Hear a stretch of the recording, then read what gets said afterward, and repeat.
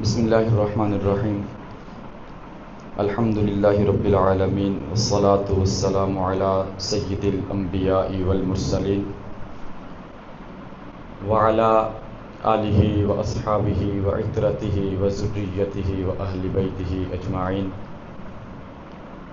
اما بعد فاعوذ باللہ من الشیطان الرجیم، بسم اللہ الرحمن الرحیم۔ وما كان المؤمنون لينفروا كافة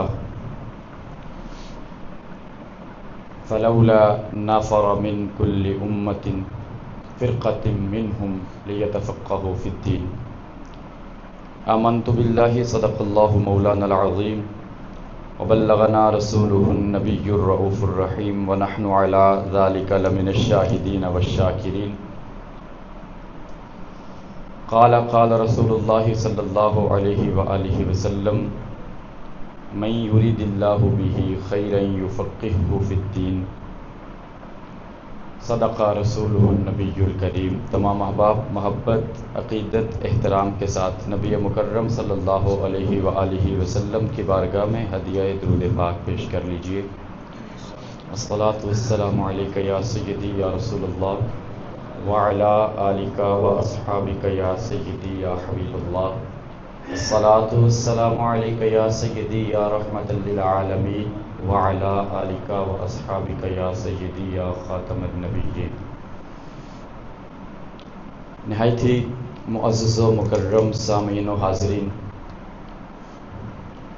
آپ سب کے علم میں ہے کہ ہمارا یہ 7 روزہ فہم دین کورس، جسے خاص طور پر عصر حاضر یعنی دور جدید کے تقاضوں کے مطابق ڈیزائن کرنے کی کوشش کی گئی ہے، اس میں بہت سی ایسی چیزیں آپ کے گوش گزار کی جائے گی کہ جو آپ نے پہلے نہیں جانی ہوں گی۔ یقیناً یہ تعلیم و تعلم کے حصول کا ایک اہم ذریعہ ہے، اور رسول اللہ صلی اللہ علیہ وآلہ وسلم نے دین کو سیکھنے کے لیے اپنے لمحات کو وقف کرنے کی بہت زیادہ احادیث میں فضیلت بیان فرمائی ہے۔ تو اس طرح سے ایک انداز میں ہم آج کی اس نشست کے بعد دین کے طالب علم جو ہیں وہ بھی بن چکے ہیں کہ ہم دین کو سیکھنے اور سکھانے کے لیے یہاں پہ حاضر ہوئے۔ پہلا ہمارا آج وہ توحید کے حوالے سے ہے، لیکن توحید کے حوالے سے بہت سی بنیادی چیزیں آپ کے گوش گزار نہیں کی جائیں گی۔ غالباً 2-3 سال قبل بھی یہاں پہ آپ کے سامنے بیسکس چیزیں جو تھیں وہ پیش کی گئی تھیں، لیکن آج ہم اس سے اگلا سٹیپ جو ہے اس کی طرف بڑھیں گے اور ان چیزوں کو آپ کے سامنے رکھیں گے۔ جو مجھ سے واقف ہیں وہ میرے اسلوب اور میتھڈولوجی سے بھی واقف ہوں گے۔ میں اس چیز کا قائل تو یونیورسٹی کی کلاس میں بھی نہیں ہوں کہ انسٹرکٹر یا ٹیچر آئے اور اپنا لیکچر تیار کر کے گھنٹہ 1.5 گھنٹہ آپ کے سامنے بولتا رہے یا کلاس میں اسٹوڈنٹس کے سامنے بولتا رہے۔ میرے خیال میں جو سیکھنے اور سکھانے کا ذریعہ ہے اس کا سب سے خوبصورت جو طریقہ ہے وہ لیکچر ڈلیور کرنا نہیں ہے، بلکہ وہ ڈسکشن بیسڈ ہے۔ ان دونوں میں تھوڑا سا فرق ہے۔ یہ میں آغاز میں آج ہماری پہلی نشست ہے، اس لیے میں تھوڑا سا آپ کے سامنے واضح کرتا چلوں۔ لیکچر ڈلیور کرنا یہ ہے میں اپنا لیکچر تیار کر کے آؤں، یہاں آپ کے سامنے بولتا رہوں، آپ سنتے رہیں، کچھ باتیں آپ کے ذہن میں رہیں گی، کچھ آپ نوٹ کریں، بعد میں آپ یہاں سے روانہ ہوں۔ جبکہ ڈسکشن بیسڈ یہ ہوتی ہے کہ میں آپ سے گفتگو کروں، آپ مجھ سے گفتگو کریں، میں آپ سے کوئی چیز پوچھوں، آپ مجھ سے کسی چیز کا سوال کریں۔ یہ جو میتھڈ ہے اس طریقہ تعلم میں سیکھنے اور سکھانے کے مواقع زیادہ میسر آتے ہیں، کیونکہ اس میں آپ کی طرف سے دلچسپی برقرار رہتی ہے اور یہ دلچسپی ٹوٹنے نہیں پاتی۔ تو ہم اسی طریقوں کو فالو کریں گے اور اسی میتھڈولوجی کو لے کے چلیں گے کہ آپ مجھ سے ہم کلام ہوں گے اور میں آپ سے ہم کلام ہوں گا۔ آپ یہ مت سمجھیں میں یہاں لیکچر ڈلیور کرنے آیا ہوں، بلکہ میں بھی آپ سے سیکھنے کے لیے آیا ہوں۔ آپ نے مجھے سکھانا ہے، میں نے آپ کو سکھانے کی کوشش کرنی ہے، اور اس لیے ہم یہ کوشش کریں گے کہ ساتھ ساتھ بہت سی چیزوں کا آپ میں سے کسی ایک کو ہوگا، دو کو نالج ہوگا، ہم ساتھ ساتھ جو ہے ان چیزوں کو لے کے چلیں، اور اس میں جو ہمارے لیے زیادہ بہتر کی چیزیں ہیں وہ ہمارے سامنے آ سکے۔ تو یہ ہمارا آج کا جو پہلا ہے وہ ہے جناب کورس، وہ ہے عقائد اسلام اور رد الحاد۔ چلیں مجھے یہ بتائیں، آپ نے کبھی الحاد کا نام سن رکھا ہے؟ کسی نے الحاد کا نام سن رکھا ہو تو آپ جو ہے وہ بتا سکتے ہیں، اوپن ہے ڈسکشن آپ سب کے لیے۔ چلیں نہیں سنا۔ الحاد کو انگلش میں ایتھیزم کہتے ہیں۔ ایتھیزم کا کبھی کسی نے نام سنا ہے؟ ایتھیزم مزید آسان کرتا چلوں، جو الحاد، جیسے ہمارا ریلیجن کیا ہے؟ اسلام۔ آئی ایم اے مسلم، کیونکہ میں فالوور ہوں کس کا؟ اسلام کا۔ اب جو الحاد یعنی ایتھیزم کو فالو کرتا ہے اسے کہا جاتا ہے یہ ایتھسٹ ہے۔ کبھی ایتھسٹ کا نام سنا ہے؟ ایتھسٹ کا نام کافی سارے لوگوں کی طرف سے آواز آئی ہے کہ سنا ہے۔ ایتھسٹ ہوتا کون ہے؟ ایتھسٹ کا تعلق ان افراد سے ہے جن کا یہ ماننا ہے کہ اس کائنات اور کائنات کے نظام کو چلانے کے لیے کسی سپر پاور طاقت کی ضرورت نہیں ہے، بلکہ کائنات کا نظام از خود چل رہا ہے۔ اس بیس پہ یہ پورے کا پورا جو ہے الحاد کی ایک عمارت ہے جو قائم ہے۔ اب اگلا سوال یہ ہو سکتا ہے کہ دنیا میں اور مذاہب بھی ہیں، آسمانی مذاہب تو ہیں، اس کے علاوہ کئی ایسے مذاہب ہیں کہ جن کو ماننے والوں کی تعداد اچھی خاصی ہے۔ عیسائیت ہے، یہودیت ہے، اسلام ہے، اور اس کے علاوہ ہندوازم، بدھزم، مختلف مذاہب ہیں۔ تو پھر اسلام کو ہی الحاد سے کیوں خطرہ ہے؟ زیادہ آپ جب بھی بات کریں گے الحاد کی، آپ دیکھیں گے ایتھیزم کی، کہ وہاں پہ جب بھی بات کی جائے گی تو اس بات کو ثابت کرنے کے لیے آگے سے کوئی نہ کوئی مسلمان ہوگا جو ثابت کر رہا ہوگا کہ ایسا نہیں ہے کہ دیر از نو گاڈ، بلکہ خدا موجود ہے۔ یہ مسلمان ہی کیوں ثابت کرے گا؟ کوئی اور مذہب والا اس بات کو کیوں ثابت نہیں کرے گا؟ اس کی بڑی بیسک ریزن ہے جو میں آپ کے سامنے رکھتا ہوں۔ ایسا نہیں ہے کہ الحاد کا مقابلہ صرف اور صرف اسلام سے ہے۔ یہ شروع ہوا الحاد کا سارا جو سسٹم آنا یہ 16th سینچری سے، اور مختلف ممالک میں مختلف افراد کے درمیان مختلف سوچیں جو ہیں وہ اس کے حوالے سے جنم لیتی رہیں۔ لیکن اس وقت الحاد نے ہر جگہ پہ کامیابی حاصل کی، ہر معاشرے میں اپنے اثر و رسوخ پیدا کر دیے، لیکن صرف اسلام ایک ایسا دین تھا کہ جس مقابلہ کرتے ہوئے الحاد یعنی ایتھیزم کو یا ایتھسٹ کو بہت زیادہ تردد کرنا پڑا، بہت سی مشکلات کا سامنا کرنا پڑا۔ دیٹس وائی اب اس وقت ان کا پورا زور جو ہے وہ دین اسلام۔ میں چونکہ ایک ایسی جگہ سے تعلق رکھتا ہوں جہاں دن رات میرا جو اٹھنا بیٹھنا ہے وہ تعلیم یافتہ نوجوانوں کے ساتھ ہوتا ہے، پوری کلاس میں جس اسٹوڈنٹ سے سوال کیا جائے کہ آپ کا فیوچر میں کیا پلان ہے، مستقبل میں کیا ارادہ ہے، تو تقریباً 80% سے زیادہ طلباء کا یہی کہنا ہوتا ہے کہ ہم ڈگری لیں گے اور ڈگری لے کے کسی اور کنٹری میں چلے جائیں گے، باہر چلے جائیں گے، بیرون ملک جا کے اپنا فیوچر بنائیں گے۔ یہ آپ سب یہاں بیٹھے ہیں، ہم اس بات سے بخوبی واقف ہیں، کسی کو ملے تو وہ جائے گا۔ یہاں پھر بھی کچھ نہ کچھ ماحول ایسا ہے کہ ہم اس طرح سے چیزوں میں الجھتے نہیں ہیں، لیکن جب ہم یہاں سے کسی اور ایسے خطے میں جاتے ہیں جہاں پہ مسلم اسٹیٹ نہیں ہوتی، مسلم ریاست نہیں ہوتی، وہاں پہ پھر آپ کو اس انداز میں الحاد کے ساتھ پالا پڑتا ہے۔ معذرت کے ساتھ ہمارے پاس کوئی جواب نہیں ہوتا، ہمارے پاس کوئی ٹھوس دلیل نہیں ہوتی کہ جس کی بنیاد پر ہم اپنا مقدمہ پیش کر سکیں۔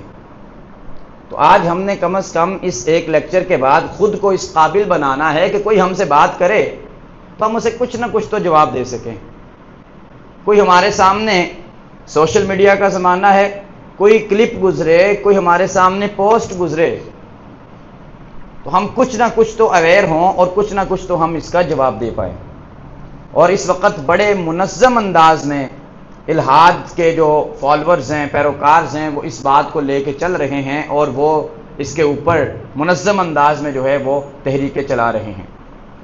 بہرحال ایک بات یہ کی جاتی ہے کہ دنیا کا دوسرا بڑا مذہب جو ہے وہ اسلام ہے۔ یہ بات شاید آپ نے پہلے سن رکھی ہو۔ پہلا بڑا مذہب تعداد کے اعتبار سے وہ کرسچینٹی ہے، عیسائیت ہے، اور دوسرا بڑا مذہب جو ہے وہ اسلام ہے۔ لیکن میں اس بات کا قائل نہیں ہوں، اور وہ اس وجہ سے قائل نہیں ہوں کیونکہ جو کرسچینٹی ہے اس کے اندر اکثریت ایسی ہے کہ جو ایتھسٹ ہو چکی ہے، اکثریت ایسی ہے جو الحاد کی طرف مائل ہو چکی ہے۔ وہ اعتقادی اعتبار سے نہ صحیح، عقیدے کے اعتبار سے نہ صحیح، پریکٹیکلی ایسا ہو چکا ہے۔ اور اگر آپ وہ ایتھسٹ کی، کیونکہ ایتھسٹ کا تو یہی ماننا ہے کہ ہمارا کوئی دین، ہمارا کوئی مذہب نہیں ہے، لیکن جب کاؤنٹنگ ہوتی ہے، جب اعداد و شمار تیار کیے جاتے ہیں تو پھر جو جس مذہب کا وہ پہلے، جیسے پہلے کسی جگہ پہ ان کی شناخت لکھی ہوتی ہے کہ ان کا ریلیجن یہ ہے، تو وہ اسی کے اوپر جو ہے وہ اعداد و شمار ہوتے ہیں اور اسی کی بنا پہ یہ فیصلہ کیا جاتا ہے۔ تو اول تو یہ کہ اگر آپ اس فگر کو نکالیں گے تو پھر اسلام دوسرا نہیں بلکہ اسلام دنیا کا سب سے پہلا تعداد کے اعتبار سے مذہب بنتا ہے، اور یہ حقیقت ہے۔ یہی وجہ ہے کہ اس وقت الحاد کا سارا زور کس وہ اسلام پر ہے۔ اچھا، پھر 3 بیسک عقائد ہیں جو صرف اسلام کے نہیں ہیں بلکہ ہر قوم کے لیے رہے ہیں، ہر دور میں رہے ہیں۔ پہلا عقیدہ ہے عقیدہ توحید، دوسرا عقیدہ ہے عقیدہ رسالت، اور تیسرا عقیدہ ہے عقیدہ آخرت۔ یہ ذرا آپ ریپیٹ کریں گے، کون کون سے 3 عقائد ہیں؟ توحید، رسالت اور آخرت۔ اب آپ کہیں گے جی کہ ہر دور میں کیسے؟ حضرت آدم علیہ السلام آئے تھے نا، انہوں نے بھی سب سے پہلے انہی 3 چیزوں کے بارے میں بتایا تھا۔ توحید کیا ہے؟ اللہ ایک ہے۔ رسالت کیا ہے؟ میں اللہ کا رسول ہوں۔ اور آخرت کیا ہے؟ کہ مرنے کے بعد بھی ایک زندگی ہے۔ ہر دور میں یہ چیزیں رہی ہیں، ہر نبی کی تعلیمات میں مشترک طور پر یہ تینوں چیزیں رہی ہیں۔ بعد میں زمانے کے ساتھ ساتھ لوگوں نے اپنے اندر جو چیزیں ایجاد کی، ان میں کسی نہ کسی اعتبار سے ساری تبدیلیوں کے ساتھ پھر بھی یہ تینوں چیزیں کسی نہ کسی انداز میں موجود رہی ہیں۔ قرآن میں ذکر ہے اہل عرب کا، مشرکین مکہ کا، بتوں کی عبادت کرتے تھے، اپنے اپنے خدا بنا رکھے تھے، لیکن اس کے باوجود بھی وہ ان خداؤں کے علاوہ ایک بڑی ہستی کو اپنا خدا سمجھا کرتے تھے کہ جو ان سب کا بڑا ہے اور ان سب کا چلانے والا ہے۔ آج حالانکہ ہندوازم، جن کے ہاں بہت زیادہ بت پرستی کا یہ رواج ہے، عام چلن ہے، ان کے ہاں بھی یہ چیز آپ اگر دیکھیں، اور یہ عام مشاہدے کی بات ہے کہ وہ جو ان کے اپنے خدا ہیں، بھگوان وغیرہ ہیں، ان سے بڑا وہ کسی کو تسلیم کرتے ہیں۔ جس میں عمومی طور پہ ہمارے ہاں یہ ایک جملہ بولا جاتا ہے کہ اوپر والا سب دیکھ رہا ہے، اور اس سے مراد اصل میں وہ وہی خدا لے رہے ہوتے ہیں جس سے مسلمان جو ہے وہ اللہ کے نام سے یاد کرتے ہیں۔ فرق صرف اتنا ہے کہ اس میں انہوں نے ایڈیشن کر لی، بہت سے اضافہ جات کر لیے، لیکن تصور کسی نہ کسی انداز میں موجود ہے۔ آخرت کا انکار کر دیا، مشرکین نے بھی آخرت کا انکار کیا تھا، بعض نے رسولوں کی رسالت کا انکار کیا، لیکن یہ جو خدا کے موجود ہونے کا تصور ہے، یہ کائنات کے آغاز سے لے کر آج تک کبھی ایسا نہیں ہوا کہ مجموعی طور پر اس تصور کا انکار کیا گیا ہو۔ سارے ہر دور میں کوئی نہ کوئی اس کے ماننے والے موجود رہے۔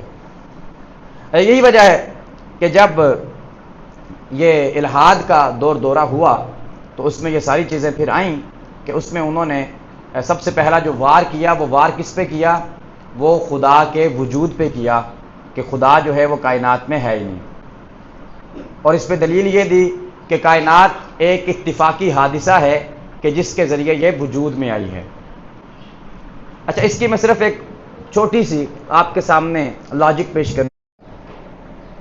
جو اتفاق ہوتا ہے نا، اتفاق، اس کا زندگی میں تناسب کتنا ہے، یعنی اتفاق کتنے پرسنٹ تک ہو سکتا ہے، اس کے بارے میں جو ریسرچ کہتی ہے، ریسرچ یہ کہتی ہے کہ ایک اتفاق ہونا کوئی عجیب چیز نہیں ہے، اتفاقات ہوتے ہیں، حادثات ہوتے ہیں، لیکن حادثات اور اتفاق کے ذریعے سے جو چیزیں ہیں وہ اتنی منظم اور اتنی مرتب نہیں ہوتی جس قدر مرتب اور منظم یہ کائنات ہے۔ مثال کے طور پر آپ 10 سکے لیں، کوائنز لیں 10، ہر کوائن کے اوپر الگ الگ نمبرنگ لگا دیں، 1 2 3 4 5 6 7 8 9 10۔ اب ان 10 کوائنز کو آپ لے کر اپنی پاکٹ میں ڈالیں۔ اب اتفاقی طور پہ آپ ایک سکہ نکالیں اور اتفاقی طور پہ اس کے اوپر جو نمبر ہو وہ نمبر ہو نمبر 1۔ یہ اتفاق ہے، اور اس اتفاق کا جو تناسب ہے، یعنی کتنے پرسنٹ تک اس طرح کے اتفاق ہو سکتے ہیں، اگر آپ میں سے 20 لوگوں کو 10 سکے اس طرح ڈیوائیڈ کر دیے جائیں، ہر ایک کے اوپر نمبر لگا دیا جائے، ہر ایک رینڈملی پاکٹ میں ہاتھ ڈالے اور سکہ نکالے، تو ہو سکتا ہے 20 میں سے 10 کے ہاتھ میں نمبر 1 والا سکہ آ جائے، یعنی تقریباً 50% تک اتفاق ہو سکتا ہے۔ چلیں اب آگے بڑھتے ہیں۔ اب کہیں جی دوبارہ پاکٹ میں ہاتھ ڈالیں اور دوبارہ سکہ نکالیں، تو دوبارہ کون سا نکلنا چاہیے اصولی طور پر؟ نمبر 2 کا۔ لیکن یہ اتفاق کتنے پرسنٹ ہوگا کہ نمبر 2 کا ہی سکہ نکلے؟ اب وہ جو 10، باقی تو 10 ریس سے باہر ہو گئے نا، اب باقی جو 10 بچے ہیں، اب اگر وہ دوبارہ پاکٹ میں ہاتھ ڈال کر سکہ نکالیں تو ہو سکتا ہے کہ 6 یا 7 جو ہیں وہ کامیاب ہوں، باقی 3 4 جو ہے وہ پھر اس میں ناکام ہو کے ریس سے باہر ہو جائے۔ یعنی یہاں پہ اب اوپر جا رہے ہیں، اتفاق کا تناسب کم ہو گیا، اتفاق کی پرسنٹیج کم ہو گئی۔ مزید آگے بڑھتے ہیں، 3 نمبر والا کائن جیب سے نکالیں۔ وہ 7 لوگ ہیں جو اس ریس میں ہیں، 3 نمبر والا کائن جیب سے نکالیں۔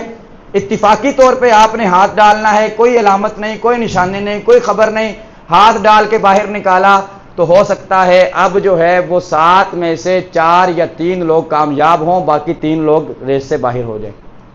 یعنی جیسے جیسے آپ اوپر جاتے جائیں گے ویسے ویسے جو اتفاق کی پرسنٹیج ہے وہ کم ہوتی جائے گی، وہ گراف گرتا جائے گا۔ اب آخر میں اگر آپ دیکھیں کہ 10 نمبر والے کائن کسی ایک کے پاس ترتیب کے ساتھ موجود ہوں اتفاقی طور پر، تو ہو سکتا ہے وہ ایک بھی نہ ہو۔ تو مطلب کیا ہے کہ بھئی اتفاق ہوتے ہیں، ہمیں انکار نہیں ہے، لیکن اتفاق اتنی نظم و ضبط سے نہیں ہوتے کہ میں اور آپ یہاں پہ آپ کی مسجد میں کہیں ٹائم ٹیبل لگا ہوگا، یہ آپ کا ٹائم ٹیبل ہے، بلکہ وہ چلے یہ تو پھر ڈیجیٹل ہے نا، وہ ایک ریٹن شیپ میں آتا ہے، باہر لگا ہوا ہے، وہ 1 مہینے کے لیے ہوتا ہے، 1 سال کے لیے ہوتا ہے۔ مطلب آج کیا تاریخ ہے جی؟ 11 مارچ 2000، اچھا میرے خیال میں بہت کم لوگوں کو معلوم ہے 2026 سٹارٹ ہو چکا ہے، سارے بول رہے ہیں، کوئی مسئلہ نہیں ہے جی۔ کون سا سال ہے جی؟ 2026، 11 مارچ 2026 ہے آج۔ اگلے سال 11 مارچ 2026 کو 27 کو جاگ رہے ہیں، بس میں نے یہی معلوم کرنا تھا کہ جاگ رہے ہیں کہ نہیں۔ اچھا، تو 11 مارچ 2027 کو آپ اگر دیکھیں کہ فجر کا وقت جو ہے وہ کتنے بجے شروع ہوگا اور فجر کا وقت کتنے بجے اختتام کی جانب ہوگا، یقین مانیں یہ جو ٹائم ابھی چل رہا ہے نا، یہ جو ابھی حساب چل رہا ہے، یا رمضان کا ہم مثال لے لیں کہ رمضان ہم چونکہ قمری مہینوں کے اعتبار سے چلتے ہیں، مطلب 11 رمضان ہے اور اس طرح کی چیزیں، مطلب ان میں اتنی وہ ایک توازن ہے کہ وہ سال ہا سال تک چیزیں اسی انداز میں چلتی ہیں، ایک بیلنسڈ وے ہے۔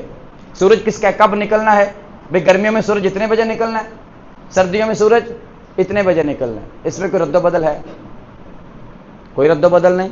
بھئی کیسا اتفاق ہے کہ ہمارا اتفاق جو ہے وہ 10 سکے ہم نے نکالنے ہوں 1 2 3 4 5 6 7 8 9 10 کے اعتبار سے ہم اس میں کامیاب نہیں ہو پاتے۔ یہ عجب اتفاق ہے کہ سال ہا سال سے نظام ہستی چل رہا ہے اور اتنے منظم اور مرتب انداز میں چل رہا ہے۔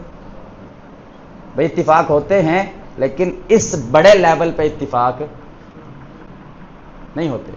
کبھی ایسا ہوا ہو کہ فجر کے وقت، صبح کے وقت انسان کو تھکاوٹ ہے، اٹھنے کو دل نہیں کر رہا، تو انسان چاہے کہ رات ہو جائے اور دعائیں کرے اور سورج نہ نکلے بلکہ چاند ہی دوبارہ طلوع ہو جائے اور بندہ سویا رہے؟ نہیں، ایسا اتفاق کبھی نہیں ہوتا۔ تو مطلب یہ ہے کہ اتفاقات اس حد تک درست ہیں، کسی ایک دو مرتبہ کوئی چیز وقوع پذیر ہو جائے، لیکن اس بڑے لیول تک اتفاق ہونا ممکن ہی نہیں۔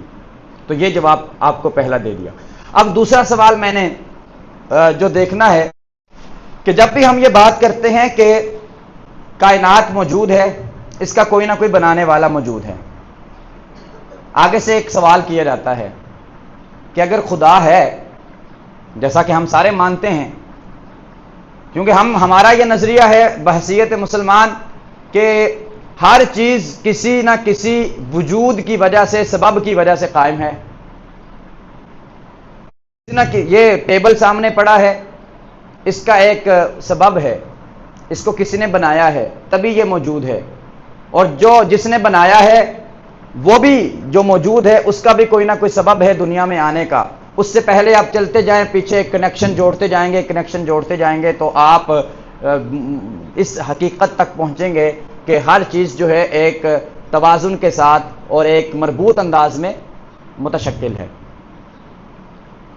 اچھا، اس میں اگر آپ دیکھیں گے تو ہم یہ کہتے ہیں جی خدا موجود ہے، تو پھر کچھ ایتھسٹ کی طرف سے یہ اعتراض کیا جاتا ہے کہ اگر خدا موجود ہے تو آپ کہتے ہیں جی ہر چیز کے لیے کسی نہ کسی سبب کا ہونا ضروری ہے، تو خدا کے موجود ہونے کے لیے سبب کیا ہے؟ یعنی اگر ہم کہتے ہیں کائنات کا خالق خدا ہے تو پھر خدا کا خالق کون ہے؟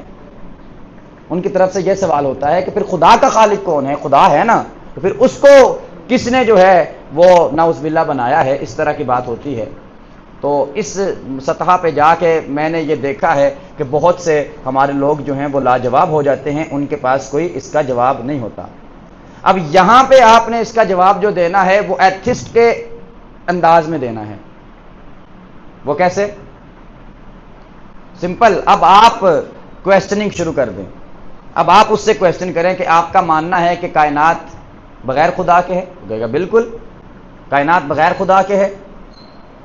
کہ بھئی اگر کائنات آپ کے بقول بغیر خدا کے ہو سکتی ہے تو جو خدا ہے، جو کائنات کا خالق ہے، کیا وہ بغیر خالق کے نہیں ہو سکتا؟ آپ اتنے عرصے سے ایک ہی آپ نے لاجک رکھی ہوئی ہے کہ کائنات جو ہے خدا کے ہے، کائنات کا خالق کوئی نہیں۔ ٹھیک ہے، اگر آپ کے خیال میں کائنات کا خالق ہونا اللاجیکل ہے اور کائنات کا کوئی خالق نہیں ہے، خالق سمجھتے ہیں نا؟ سارے بولیں خالق کا مطلب کریٹر، پیدا کرنے والا، بنانے والا، کہ کائنات کا کریٹر کوئی نہیں، کائنات کا خالق کوئی نہیں۔ تو جب کائنات کے لیے آپ خالق نہیں مان رہے تو پھر خدا کا بغیر خالق کے ہونا کوئی ناممکن بات نہیں ہے۔ اگلی بات یہ تو ہوگی ان کے انداز میں کویسچننگ، لیکن پھر بھی دلیل ہونی چاہیے۔ دلیل یہ ہے کہ ہم نے یہ کب کہا کہ ہر شے کے لیے کسی نہ کسی کریٹر کا ہونا ضروری ہے؟ ہم یہ کہتے ہیں کہ جو میٹیریل ہے، جو مادہ ہے، اس کے لیے کسی نہ کسی شے کا ہونا، جو میٹر ہے اس کے لیے کسی شے کا ہونا ضروری ہے، لیکن ہمارے نزدیک خدا میٹر، مادہ ہے ہی نہیں۔ خدا تو اس ساری چیزوں سے ماورا ہے، وہ پاک ہے، وہ ان چیزوں کے احاطے میں نہیں آتا۔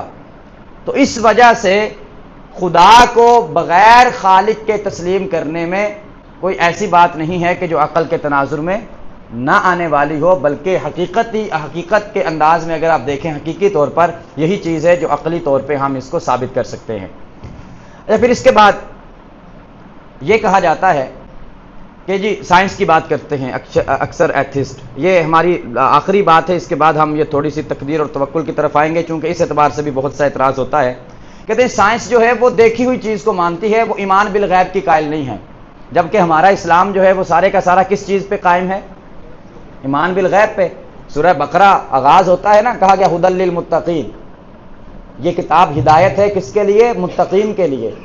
کون ہے متقین؟ الذین یؤمنون بالغیب، جو کیا کرتے ہیں؟ غیب پر ایمان لاتے ہیں۔ آپ کا خدا کا تصور توحید کیا ہے؟ ایمان بالغیب۔ ہمارے لیے رسالت بھی ایمان بالغیب ہے امت کے لیے، اس کے علاوہ آخرت ایمان بالغیب ہے، جنت و دوزخ، فرشتے ایمان بالغیب ہیں۔ وہ کہتے ہیں جی جو جدید سائنس ہے وہ دیکھی ہوئی چیز کو مانتی ہے، اس کے لیے وہ ایک لفظ بولتے ہیں ایمان بالشہود۔ شہود کہتے ہیں جو حاضر ہو، جو ظاہر ہو۔ ہم ایمان بالشہود کے قائل ہیں، ایمان بالغیب کے قائل نہیں ہیں۔ پھر ہم ان سے کہیں گے کہ ایسا نہیں ہے کہ سائنس صرف ایمان بالشہود کی قائل ہے، بہت سی ایسی تھیوریز ہیں جو آج بطور سلیبس، بطور نصاب ہمیں پڑھائی جاتی ہیں، بطور نصاب ہمیں جو ہے وہ سکھائی جاتی ہیں، لیکن کتنے لوگ ہیں جنہوں نے ظاہری طور پہ ان چیزوں کو دیکھا ہو؟ ہمیں تو کہہ دیا گیا تھا کہ دیر از اے لا آف گریویشن، کہ ایک قانون ہے گریوٹی کا، کہ ایک قانون ہے جس میں جناب آپ جو ہے وہ یہ کہتے ہیں کہ کشش ثقل موجود ہے، کھینچنے کی صلاحیت موجود ہے زمین کے اندر۔ اچھا موجود ہے، اب یہ جو کشش ثقل ہے اس کو آپ میں سے کسی نے دیکھا ہے؟ کبھی راستے میں چلتے چلتے یہ مین روڈ پہ آپ سے آمنا سامنا ہوا ہو اور ہیلو ہائی کرنے کا اتفاق ہوا ہو؟ نہیں۔ اچھا آپ کی ہم کہتے ہیں جی بندے کا، دیکھ اس کی ایک اور مثال میں آپ کے سامنے دیتا ہوں۔ ابھی رمضان میں اس کی مثال سمجھانا بہت ہی آسان ہے کہ جی ایمان بالشہود اور ایمان بالغیب کی تراویح ہوتی ہے نا اس جامعہ مسجد میں، آپ قرآن پاک پڑھاتے ہیں، مطلب قرآن پاک پورا حفظ کیا ہوا ہے، یاد ہے۔ یہ لیپ ٹاپ ہے، اس کے اندر جتنی میموری ہے نا، اس کی ایک ہارڈ ڈسک ہوتی ہے یا ایس ایس ڈی ہوتی ہے یا ریم ہوتی ہے جس کے اندر اس کی میموری وغیرہ موجود ہوتی ہے۔ ہم اس کو باہر نکالیں گے تو اس کا سارا ڈیٹا ختم ہو جائے گا، یہ بلینک ہو جائے گا۔ اگر کبھی ایسا ہو کہ کسی وجہ سے کسی قرآن کے حافظ کا جو ہے وہ آپ ایک تجربہ کرنے کے لیے آپریٹ کریں اور آپریٹ کرتے ہوئے ان کے دماغ کا آپریٹ کرتے ہوئے دیکھیں تو اندر آپ کو کہیں کوئی قرآن پاک، کوئی ایسی میموری نظر آئے گی جہاں پہ وہ قرآن پاک جو ہے وہ محفوظ ہوگا؟ کوئی دیکھ سکتا ہے اسے؟ میموری میں ہے، سب کو معلوم ہے کہ ہے، یاد ہے، بندہ پڑھ رہا ہے، زبانی سنا رہا ہے، لیکن ہم دیکھنا چاہتے ہیں اس چیز کو، تو کیا آپ دیکھ سکتے ہیں؟ میرے اور آپ کے اندر روح موجود ہے، کیا آج تک کسی نے روح کو دیکھا ہے؟ بہت سی ایسی چیزیں ہیں جو کائنات میں ہوتی ہیں، ہم سب پہ ایمان بالغیب رکھتے ہیں۔ ایمان بالشہود جو ہے وہ سائنسی نظریات پہ بھی ایمان بالشہود والی بات نہیں ہوتی، بلکہ وہ جس نے دیکھ لیا اس نے تو کر دیا، باقی سارے جو ہے وہ اسی کے اوپر جو ہے ایمان لا رہے ہوتے ہیں اور تسلیم کر رہے ہوتے ہیں۔ تو رہا یہ سوال کہ ہم صرف دیکھی ہوئی چیز کو مانتے ہیں، تو یہ بات ہی غلط ہے، اصول کے خلاف ہے۔ دیکھی ہوئی بات کو تسلیم نہیں کیا جاتا، بلکہ بہت سی ایسی چیزیں جن کو آپ محسوس کر رہے ہوں وہ بھی وجود رکھتی ہیں۔ ہر چیز کے لیے نظر آنا ضروری نہیں ہوتا۔ تو یہ تھی چند باتیں جی الہاد کے اعتبار سے جو میں نے آپ کے سامنے عرض کی۔ دوسرا ہماری جو چیز تھی وہ ہے جی تقدیر اور توکل کا فلسفہ۔ تقدیر کیا ہے؟ کوئی بتا سکتا ہے؟ آیا یہ پہلا والا ٹاپک ذرا تھوڑا مشکل تھا، اس لیے میں نے آپ کو تنگ نہیں کیا، ورنہ میرا مزاج نہیں ہے کہ میں تنگ نہ کروں، تو اب میں نے آپ کو تنگ کرنا ہے اور آپ نے تنگ نہیں ہونا۔ تو تقدیر کسے کہتے ہیں جی؟ کبھی لفظ سنا ہوگا تقدیر کا، مقدر کا، قسمت کا، نصیب کا، یہ لفظ تو سنے ہوں گے۔ کس کس نے سنے؟ سب نے سنے ماشاءاللہ سے۔ تقدیر، ہاں جی، جو لکھ دیا ہے جی۔ تقدیر کے بارے میں یہ کہا جاتا ہے سب کچھ لوہے محفوظ پر لکھ دیا۔ یہ پچھلا مہینہ گزرا نا شعبان کا جی، وہ اچھا ایک طرف کہہ رہے ہوتے ہیں سب کچھ لکھ دیا ہے، پھر جی وہ تقدیریں جو ہیں وہ لکھی جا رہی ہیں، ہر سال کہہ رہے ہوتے ہیں۔ کبھی ذہن میں سوال نہیں آیا کہ یار یہ کیا پہلے بھی لکھ دیا ہے، اور پھر کہتے ہیں جی شعبان میں بھی جو 15 شعبان کی رات ہوتی ہے اس میں جناب لکھی جاتی ہیں چیزیں۔ سوچنا تو چاہیے نا کہ پہلے بھی لکھ دیا ہے، اب دوبارہ سے لکھی جا رہی ہیں۔ تقدیر کے بارے میں نے یہ محسوس کیا ہے کہ ہمارے ہاں بہت ہی غلط فہمیاں پائی جاتی ہیں، بہت سی۔ ہم یہ سمجھتے ہیں ہر چیز لکھ دی گئی ہے، بس ہم مجبور ہو چکے ہیں، پھر جو کچھ بھی ہو بس یار نصیب میں ہی ایسا تھا، قسمت ہی ایسی تھی۔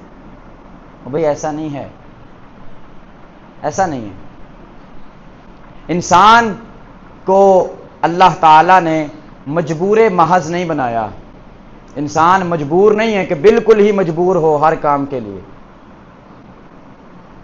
اور ایسا بھی نہیں ہے کہ ہر چیز کا انسان کو اختیار دے دیا۔ دونوں چیزوں میں آپ نے اعتدال اور توازن رکھنا ہے، ایک بیلنسڈ وے رکھنا ہے۔ اب تقدیر میں اگر آپ بات کریں تو تقدیر کی بہت سی قسمیں بیان کی گئی ہیں۔ اس کی اعتبار سے 2 قسمیں بیان کی گئی ہیں، ایک ہے تقدیر مبرم اور ایک ہے تقدیر معلق۔ تقدیر مبرم کہا جاتا ہے اس تقدیر کو کہ جو اٹل ہوتی ہے اور جس میں کسی قسم کی تبدیلی واقع نہیں ہو سکتی۔ آپ کو اگر سکرین نظر آ رہی ہے تو میں نے سکرین پہ آپ کے لیے لکھ بھی دیا ہے۔ اور معلق وہ ہوتی ہے جو کسی شرط کے ساتھ مشروط ہو۔ سمجھ آ رہی ہے جی؟ تقدیر مبرم ہے اٹل، جس میں تبدیلی نہیں ہے۔ معلق ہے جو مشروط ہے۔ مشروط کیا ہے؟ کہ ہم نے یہ سارا کورس ڈیزائن کیا، یہ نصیر صاحب نے اور ان کی ٹیم نے، یہ اگر ڈیزائن نہ کرتے تو آج میں یہاں پہ ہوتا؟ اگر یہ کورس نہ رکھا جاتا تو میں یہاں پہ اس وقت موجود ہوتا؟ آپ لوگ یہاں بیٹھے ہوتے؟ نہیں۔ تو اب آپ یہ کہیں کہ ہماری تقدیر میں تھا یہاں بیٹھنا؟ نہیں، یہ تقدیر ایسے تھی کہ اگر آپ نے یہ پلان کر لیا دین سیکھنے کے لیے تو کوئی آ جائے گا اور آپ لوگ سارے بیٹھ جائیں گے۔ یہ معلق ہے، یہ معلق ہے۔ اس کو میں نے آسان انداز میں، جیسے ہم کہتے ہیں جس نے محنت کی وہ کامیاب ہوا، یہ معلق ہے، مشروط ہے۔ آپ محنت کریں گے تو کامیاب ہوں گے، ورنہ آپ یہ کہیں گے رزق کا ذمہ اللہ نے لیا ہے۔ میں کہتا ہوں بالکل لیا ہے، لیکن آپ اگر یہ کہیں نا کہ افطاری کے وقت افطاری کا سامان جس میں ہر طرح کی چیز آپ سامنے رکھی ہو، رکھ کے بیٹھ جائیں کہ میں نے کس کے لیے رکھا ہے؟ اللہ کے لیے۔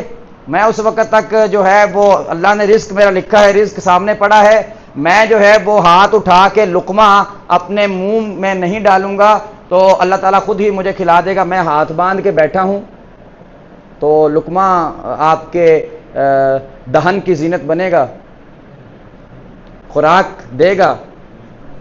یہ تقدیر ہے، رزق تو مقدر میں لکھا ہوا ہے، کوئی بات نہیں، بیٹھے رہے، آ جائے گا۔ تو آئے گا؟ نہیں آئے گا۔ آپ کو کیا کرنا پڑے گا؟ ہاتھ بڑھانا پڑے گا، لقمہ منہ میں ڈالنا پڑے گا۔ پھر منہ میں ڈالنے سے بھی کام نہیں چلے گا، اسے چبانا پڑے گا، اسے چبانا پڑے گا۔ تو یہ ہے معلق۔ آپ نے ایک کام کر لیا تو یہ کام ایسے ہو جائے گا۔ علامہ اقبال رحمۃ اللہ تعالی علیہ کا مجھے وہ بڑا خوبصورت مصرع لگتا ہے جو انہوں نے کہا تھا، اور یہ میں آپ کے لیے لکھوں گا بھی اسے، اور یہ عمل کے لیے ابھارتا ہے، عمل کے لیے، کہ ہم جو ہے نا ہر بات ہی مقدر پہ ڈال کے جناب بیٹھ جاتے ہیں، تو ایسا نہیں ہے۔ اقبال نے اسے کہا ہے کہ یہ دو چیزوں میں سے ایک چیز ہے، یا خبر نہیں کیا ہے نام اس کا، وہ کہتا ہے مجھے خبر نہیں ہے کہ میں اسے کیا نام دوں، خدا فریبی کہ خود فریبی، کہ ہم اسے کیا کہیں کہ یہ خدا کو فریب دے رہے ہیں یا اپنے آپ کو دھوکہ دے رہے ہیں۔ کہتا ہے مجھے نہیں سمجھ آتی میں اس کو کیا نام دوں، کس چیز کو۔ آگے کہتے ہیں عمل سے فارغ ہوا مسلمان بنا کے تقدیر کا بہانہ، کہ مسلمان نے کیا کیا جی، تقدیر کا بہانہ بنا کے عمل سے بالکل ہی فارغ ہو گیا ہے، پتہ نہیں اب اپنے آپ کو فریب دے رہا ہے یا خدا کو فریب دینے کی کوشش کر رہا ہے۔ تو یہ فرق سمجھیں تقدیر کا۔ جب آپ اس فرق کو سمجھیں گے پھر آپ کے لیے جو اگلا ہے تقدیر کے ساتھ تدبیر یا توکل، اس کو سمجھنا آسان ہو جائے گا۔ پھر ہم یہ بھی کہا جاتا ہے جی اللہ تعالیٰ پر بھروسہ کریں۔ بھئی بھروسہ کرنے کا مطلب یہ نہیں ہے کہ آپ کسی مشکل سے نکلنے کے لیے تدبیر نہ کریں۔ دعا کیوں مانگتے ہیں؟ یہ تدبیر ہے، آپ نے مشکل سے نکلنا ہے، آپ نے حالات کا سامنا کرنا، یہ تدبیر ہے۔ اب آپ کہیں کہ ہم رزق کمانے کے لیے تگ و دو کیوں کرتے ہیں؟ یہ تدبیر ہے، اسی تدبیر کے ساتھ آپ کو ملے گا۔ ورنہ وہ میں اکثر یہ بات کرتا ہوں کہ وہ غالباً شیخ سعدی رحمۃ اللہ تعالیٰ علیہ نے یا مولانا روم دونوں میں سے کسی ایک نے یہ حکایت ذکر کی ہے کہ وہ ایک شخص تھا، تو جنگل سے جا رہا تھا، صحرا میں سفر کرتے کرتے کسی جگہ سے گزرا، تو اس نے دیکھا کہ وہ ایک نا لومڑی ہے اور اس اپاہج ہے، چل پھر نہیں سکتی، بیٹھی ہوئی ہے۔ اس نے کہا یار میں دیکھوں تو صحیح اس کو غذا کیسے ملتی ہے، اس کو رزق کیسے ملتا ہے۔ اب چھپ کے دیکھنے لگا، تھوڑی دیر کے بعد ایک شیر آیا، اس کے جبڑوں میں شکار کا جانور ہے، اس نے لا کے وہاں پہ شکار کا جانور کھایا، بچا کھچا ہڈیاں وغیرہ جو بچ گیا وہیں پہ چھوڑ کے چلتا بنا۔ اب لومڑی جو ہے وہ رینگتی رینگتی باہر آئی اور اس نے آ کر وہ شیر کا بچا کچا شکار کھایا، واپس چلی گئی۔ آدمی نے کہا واہ اللہ تیری قدرت کہ تو نے اس حالت میں اس لومڑی کو بھی پال رہا ہے، تو میں تو پھر اشرف مخلوقات انسان ہوں، اب آج کے بعد میں بھی کیا کروں گا، بس تیری عبادت کروں گا، تو خود ہی مجھے کھلاتا پلاتا رہنا اور میں کچھ نہیں کروں گا۔ اب وہ لکھتے ہیں کہ اس کے بعد وہ آدمی جو ہے بیٹھ گیا، اللہ اللہ کرنا شروع ہو گیا۔ ایک دن گزرا، کچھ نہیں آیا، اگلا دن شروع ہوا، بھوک سے نڈھال، کچھ نہیں آیا۔ اسی حالت میں نا اب بالکل ہی جو ہے وہ ایمان ٹوٹنے لگا نا کہ پتہ نہیں میری عبادت قبول نہیں ہو رہی ہے کیا ہے، نکل کھڑا ہوا، ایک نہر کے کنارے کنارے جا رہا تھا اور دل میں شکوہ بھی تھا کہ میں عبادت کے لیے بیٹھا تھا کچھ نہیں ملا، تو دیکھا کہ نہر کے اندر سے نا ایک بڑا سا تھال جو ہے، پتوں کا تھال ہوتے تھے پرانے دور میں، وہ چلا آ رہا ہے۔ تو اس نے دیکھا تو اس کے اندر ایک روٹی تھی، تو اس نے اسے اٹھا کے کھا لیا اور بڑا شکر ادا کیا، مولا تیرے کرم نوازیاں، میں نے محنت نہیں کی، مجھے رزق مل گیا، اور انسان کو کیا چاہیے، پھر بیٹھ گیا عبادت کرنے، ہر روز وہاں سے وہ روٹی آتی کھا لیتا۔ ایک دن ویسے دل میں خیال آیا کہ دیکھو تو صحیح یہ آتی کہاں سے ہے، چل پڑا اس سمت کو جدھر سے وہ کھانا آ رہا تھا، آگے پہنچا تو ایک آبادی کے آثار نظر آئے، وہاں چھپ گیا، دیکھا وقت ہوا، ایک بچہ آیا، اس بچے نے وہ روٹی جو ہے وہ ڈالی اس کے اندر اور چلتا بنا۔ وہ بچے کے پاس گیا، بیٹا یہ یہاں نہر میں روٹی کیوں ڈال کے جاتے ہو؟ اس نے کہا جی ہمارے گھر میں نا ایک بیمار بزرگ ہیں، بابا جی ہیں، تو ان کو کوئی بیماری ہے، بدن پہ کچھ مسائل ہیں، کوئی ایسی سوجن وغیرہ ہے جس کا علاج نہیں ہو رہا، تو ہمیں ہمارے حکیم نے کہا ہے کہ گرم گرم روٹی جو ہے نا وہ ان کے زخم والے حصے پہ لگایا کریں، تو اس کے بعد جو ہے نا ان کو آرام آئے گا۔ تو ہم روٹی لگاتے تھے، ہم نے کہا اس کا کیا کرنا ہے، تو میں جو ہے وہ نہر میں ڈال آتا تھا کہ چلو کسی جاندار کی خوراک بن جائے گی۔ وہ اب اس نے جو 2-3 دن کھایا تھا وہ لگا کیا کرنے، وامٹنگ کرنے، اور اسی وقت ہی اللہ تعالیٰ سے یا اللہ میں نے کس چیز کی توقع کی اور تو مجھے کیا کھلاتا رہا۔ وہ لکھتے ہیں کہ اسی وقت ہاتف غیبی سے آواز آتی ہے، میرے بندے میں نے تو تجھے 2 راستے دکھائے تھے، ایک شیر کا راستہ، دوسرا لومڑی کا راستہ۔ لومڑی کا راستہ یہ تھا جو ملے بچا کھچا کھاتے رہو، شیر کا راستہ یہ تھا، خود جاؤ شکار کرو، خود بھی کھاؤ اور اپنے سے کم تر جو کمزور ہیں انہیں بھی کھلاؤ۔ اب تو نے خود ہی شیر کی بجائے لومڑ بننا پسند کر لیا، اس میں قصور ہمارا۔ مطلب یہ ہے تقدیر اور توکل کا فلسفہ۔ ابھی آپ کو کچھ نہ کچھ کرنا پڑے گا، توکل ہے، لیکن توکل کے ساتھ تدبیر بھی ہے۔ اور تدبیر کے بارے میں نا، یہ امام غزالی رحمۃ اللہ تعالیٰ علیہ کا ایک قول میں آپ کے سامنے نقل کرتا ہوں، بہت ہی خوبصورت بات ہے۔ وہ لوح محفوظ کے بارے میں کہتے ہیں، وہ امام غزالی کہتے ہیں کہ تقدیر کی یہ قسم یہ ہے کہ تقدیر کتابی، یہ وہ تقدیر ہے جو لوح محفوظ پر لکھی ہوئی ہے۔ اور لوح محفوظ کیا ہے؟ یہ علم الہی کا ایک مظہر ہے، یعنی یہاں سے لوح محفوظ سے اللہ تعالیٰ کے علم کا ظہور ہوتا ہے۔ لیکن صرف یہی تقدیر نہیں ہے، بلکہ اس کے علاوہ کچھ چیزیں ایسی ہیں کہ جو علم کتابی میں موجود نہیں ہیں، بلکہ اللہ تعالیٰ نے اس کو بندوں کے ساتھ معلق کر دیا ہے کسی نہ کسی شے سے، کسی نہ کسی شرط سے، کہ جس انداز میں بندہ یہ کام کرے گا اس کا کام ہو جائے گا۔ اور اس میں میں ایک چیز اور عرض کروں، خواجہ نظام الدین اولیاء رحمۃ اللہ تعالیٰ علیہ کے سامنے نا آپ نے ایک روایت نقل کی، فوائد الفواد میں موجود ہے۔ وہ کہتے ہیں کہ نیشا پور میں جب تاتاریوں نے حملہ کیا تو نیشا پور کا جو حاکم تھا اس نے شیخ فرید الدین عطار سے کہا کہ جناب دعا کریں کہ یہ مصیبت ٹل جائے۔ وہ حملہ تھا تاتاریوں کا، تاتاری یہ چنگیز خان وغیرہ، ان کا حملہ تھا کہ یہ بلا ٹل جائے۔ تو اس وقت شیخ فرید الدین عطار نے فرمایا وقت دعا گزشت وقت قضا است، کہ دعا کا وقت گزر چکا ہے، اب قضا کا وقت ہے۔ اور مطلب قضا کہتے ہیں کہ اللہ تعالیٰ کے فیصلے کا وقت ہے، اب دعا کا وقت گزر چکا ہے، اب بس یہ کرنا ہے کہ جو رب کا فیصلہ ہے اس پر راضی رہا جائے۔ اچھا، اس بات سے ذکر کرنے کے بعد نا خواجہ نظام الدین اولیاء نے فرمایا کہ ایسا نہیں ہے، کہ یہ ان کا اپنا موقف، اپنا پوائنٹ آف ویو ہے، لیکن دعا کا وقت کبھی بھی ختم نہیں ہوتا۔ وہ کہتے کیوں؟ کہتے اگرچہ دعا کی وجہ سے وہ مصیبت نہ بھی زائل ہونی ہو، لیکن جب آپ دعا کرتے ہیں تو دعا کی وجہ سے اللہ تعالیٰ مصیبت کی تلخی اور سختی کو کم فرما دیتا ہے۔ اور بسا اوقات ایسا بھی ہوتا ہے کہ دعا کے ساتھ مصیبت ٹل جاتی ہے۔ اس کو انہوں نے ایک مثال سے سمجھایا، حدیث پاک ہے لا يرد القضاء الا الدعاء، تقدیر کو نہیں ٹالتی کوئی چیز مگر دعا، یعنی دعا کے ساتھ انسان کی تقدیر جو ہے وہ بدل جاتی ہے۔ تو خواجہ صاحب فرماتے ہیں کہ اس کو آپ عقلی طور پہ بھی سمجھ سکتے ہیں کہ جو بلا نازل ہو رہی ہے وہ کہاں سے نازل ہو رہی ہے؟ زمین سے یا آسمان سے؟ آسمان سے آ رہی ہے۔ دعا جو آپ کرتے ہیں اس نے کہاں جانا ہے؟ زمین کی طرف جانا ہے یا آسمان کی طرف؟ سارے بولے ہیں آسمان کی طرف۔ یہاں انسان نے دعا کی، اوپر سے بلا آ رہی ہے، یہاں انسان نے دعا کی، اب دعا اوپر کو جا رہی ہے، راستے میں ہوا دونوں کا ٹکراؤ، دعا کا اور مصیبت کا، بلا کا۔ اب اگر تو دعا زیادہ مضبوط ہوگی تو پھر کیا ہوگا؟ الٹیمیٹلی مصیبت زائل ہو جائے گی اور دعا اوپر پہنچ جائے گی۔ لیکن اگر دعا میں کمزوری ہوئی اور مصیبت میں کے اندر سختی ہوئی تو مصیبت جو ہے وہ نیچے نازل ہو جائے گی۔ تو یہ ایک منطقی طور پہ انہوں نے سمجھایا کہ یہ ایسے ہی ہے جیسے دو لوگ مقابلہ کر رہے ہوں، ایک کے ہاتھ میں ڈھال ہو، ایک کے ہاتھ میں تلوار ہو۔ اگر کوئی تلوار سے وار کرے گا دوسرا ڈھال سے روکے گا، اگر ڈھال کمزور اور ناقص ہے تلوار کے وار سے ٹوٹ جائے گی، لیکن اگر ڈھال پختہ ہے، مضبوط ہے، تو تلوار کے وار سے اسے کچھ نہیں ہوگا بلکہ تلوار کا وار بیکار چلا جائے گا۔ تو یہ مثال دے کر انہوں نے سمجھایا کہ یہ تقدیر کا اور تدبیر کا فلسفہ ہے، قضاء اور قدر کا فلسفہ ہے۔ تو انسان نہ تو مجبور محض ہے اور نہ ہی انسان جو ہے وہ بالکل ہی مختار ہے، بلکہ اللہ تعالیٰ نے انسان کو پیدا کیا، کچھ چیزیں اس کے اختیار میں دے دی ہیں، اور کچھ چیزوں کے بارے میں پروردگار عالم نے فرما دیا ہے کہ جس طرح سے تم عمل کرو گے اس طرح سے تمہارے ساتھ سلوک کیا جائے گا۔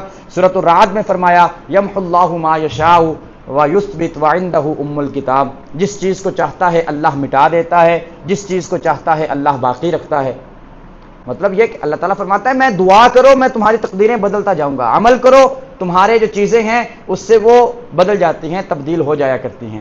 تو یہ فلسفہ جو ہے وہ اس کو سمجھنا بھی انتہائی ضروری ہے، قضاء اور قدر کا اور یہ تقدیر کا، کیونکہ اس فلسفے کے حوالے سے بھی جو ہے وہ بہت سے غلط فہمیاں ہیں جو پیدا ہو رہی ہیں۔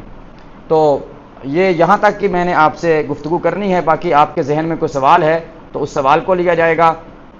اچھا، اس میں بلکہ ایک چیز اور رہ گئی تھوڑا سا، کہ مسئلہ خیر و شر کے بارے میں نے بات کرنی تھی، 2-3 منٹ مجھے دے، میں انشاءاللہ اس کو وائنڈ اپ کرتا ہوں۔ دیکھیں، جس طرح کا بھی عمل ہے اس کا خالق اللہ تعالیٰ ہے۔ قرآن نے کہا واللہ خالقکم، اللہ ہی تمہارا خالق ہے، وما تعملون، اور تمہارے عملوں کا بھی۔ انسان کا خالق بھی اللہ ہے، انسان کے اعمال کا خالق بھی اللہ تعالیٰ ہے۔ اب اس میں انسان کبھی اچھائی کرتا ہے، کبھی برائی کرتا ہے۔ اگر تو انسان اچھائی کرتا ہے تو فرمایا کہ یہ اللہ تعالیٰ کی توفیق سے ہے، لیکن اگر برائی کر رہا ہے تو اس صورت میں یہ آپ کے اپنے عمل کا نتیجہ ہے، جو آپ کر رہے ہیں نحوست ہے، اس کا نتیجہ ہے۔ لیکن اصولی طور پہ اچھائی اور برائی ہر چیز کا جو خالق ہے وہ کون ہے؟ اللہ تعالیٰ۔ اب اس بات پہ کئی ملحدین جو ہیں وہ اعتراض کرتے ہیں کہ جی اگر خدا موجود ہے تو کائنات میں برائی زیادہ کیوں ہے؟ کہ کائنات میں ہر طرف برائی زیادہ نظر آتی ہے۔ ابھی ہم مسجد میں چند لوگ بیٹھے ہیں، کوئی میوزک کنسرٹ ہو رہا ہو، وہاں ہزاروں کی تعداد میں افراد موجود ہوتے ہیں۔ مطلب برائی کی طرف انسان جلدی مائل ہوتا ہے، اچھائی کی طرف کم مائل ہوتا ہے۔ وہ خدا ہے تو خدا سب کو جو ہے وہ اچھائی کی طرف جو ہے وہ کیوں نہیں لگا لیتا؟ تو دیکھیں، کبھی بھی کسی بھی شے کا تعلق وہ کوانٹٹی کے ساتھ کرنا، یہ سب سے بڑی بیوقوفی ہوتی ہے۔ کوانٹٹی، تعداد کے اعتبار سے کسی چیز کو جج نہیں کیا جاتا، بلکہ کوالٹی کے ساتھ جج کیا جاتا ہے۔ کس چیز کے اندر کوالٹی زیادہ ہے، کس کے اندر خصوصیت زیادہ ہے۔ اور جب آپ دیکھیں گے اس بات کو تو پھر بے شک آپ سمجھیں کہ ہر دور میں برائی کے اوپر عمل کرنے والے زیادہ ہی کیوں نہ ہوں، لیکن کوالٹی کے اعتبار ساری برائیاں مل کر کبھی بھی ایک اچھائی کا مقابلہ بھی نہیں کر سکتی۔ اور یہ ہم بھی کہتے ہیں دنیا آزمائش کی جگہ ہے، امتحان گاہ ہے، امتحان کے لیے ہر بندہ آیا ہے۔ جدید ریسرچ سے ثابت ہو چکا ہے کہ انسان جو ہے وہ اس کائنات کا باشندہ نہیں ہے۔ ایک برطانیہ میں ریسرچ ہوئی تو انہوں نے کہا انسان جو ہے ایلین ہے یہاں زمین میں۔ ایلین سمجھتے ہیں نا، جو کسی اور دنیا کی مخلوق ہو۔ کہتے ہیں انسان جو ہے نا، انسان کا رہن سہن، اس سے یہ محسوس ہوتا ہے کہ انسان یہاں ایلین ہے۔ وہ کیسے ہے؟ انسان کے اندر تساہل پسندی ہے، یہ سہولت چاہتا ہے، یہ چاہتا ہے میں بس آرام کروں، بادشاہوں کی زندگی گزاروں، اشارہ کروں ہر چیز حاضر ہو جائے۔ یہ آپ نے مسجد میں قالین کیوں بچھائے ہیں؟ آرام کے لیے۔ گھروں میں صوفے کیوں رکھتے ہیں، وہ میٹرس کیوں رکھتے ہیں؟ آرام کے لیے۔ مطلب یہ کہ ہم سمپل زمین پہ، جو زمین ہوتی ہے جس کے اوپر کوئی پتھر نہ ہو، ابھی تو ہم بڑا اس کو مینج کرتے ہیں نا، ٹائلیں لگاتے ہیں، پتھر لگاتے ہیں، اس کو جناب ہم لیول بناتے ہیں اس کا۔ اگر یہ ایسی نہ ہو، لیول نہ بنا ہو، دیہات میں جا کے دیکھیں جیسی زمین ہو ویسی ہو، تو اس کے اوپر جا کے کسی نے لیٹنا ہو، سونا ہو، تو وہ انسان جو ہے وہ مزاج کے اعتبار سے، سہولت کے اعتبار سے انسان نہیں کر سکتا، تھکاوٹ ہو جائے گی، تھک جائے گا۔ انسان چاہتا ہے میرے نیچے جو ہے وہ سہولتیں ہوں، مخملی بستر ہوں اور نرم و نازک بستر ہوں اور ہر طرح کی سہولت میسر ہو۔ نے کہا مجھے یہ لگتا ہے، یہ برطانیہ کی ریسرچ ہے، ہماری مسلمانوں کی نہیں۔ اس نے کہا ہمیں یہ لگتا ہے، اس ریسرچ میں کہا گیا کہ شاید انسان کسی جرم کی سزا بھگتنے کے لیے زمین میں آیا ہے۔ اور یہ تو مسلمان کہتے ہیں کہ حضرت آدم علیہ السلام نے وہ ایک پھل کا درخت کھایا تھا، زمین پہ آئے، آزمائش کے لیے آئے، یہاں سے واپس جانا ہے، اور پھر واپس جا کر عین وہی زندگی ہے جو انسان کی نفسیات اور نیچر کے عین مطابق ہے۔ کیا کہا گیا؟ وَفِيهَا مَا تَشْتَهِيهِ الْأَنفُسُ، جنت میں کیا ہوگا؟ مَا تَشْتَهِيهِ الْأَنفُسُ، جو آپ کا نفس خواہش کرے گا۔ ایسے بیٹھے ہوں گے، ویسے ہی نصیر صاحب کے دل میں خیال آئے گا، ادھر سے جو ہے وہ مشروب آ جائے، فوراً آ جائے گا۔ ادھر سے کسی اور صاحب کے دل میں خیال آئے گا، میرے لیے جو ہے وہ مرغن غذائیں آ جائیں، وہ آ جائیں گی۔ کوئی انتظار نہیں، کوئی کچھ نہیں، خدمتگار موجود ہوں گے۔ تو انسان کی نیچر ایسی ہے۔ دیٹس وائی انہوں نے کہا کہ انسان اس زمین پہ کیا ہے؟ ایلین ہے، کسی اور کائنات کا باشندہ ہے۔ تو ہم مانتے ہیں جب اور کائنات کا باشندہ ہے اور آپ بھی تسلیم کر رہے ہیں، ایکسیپٹ کر رہے ہیں، آج ریسرچ کے ذریعے سے مان رہے ہیں، تو پھر بہت سی چیزیں ایسی ہیں جو ہمارے اسلام نے ہمیں بہت پہلے بتا دی ہیں۔ تو اللہ تعالی ہم سب کو سمجھنے کی اور عمل کی توفیق نصیب فرمائے، آمین۔ وما علیہ الا البلاغ المبین۔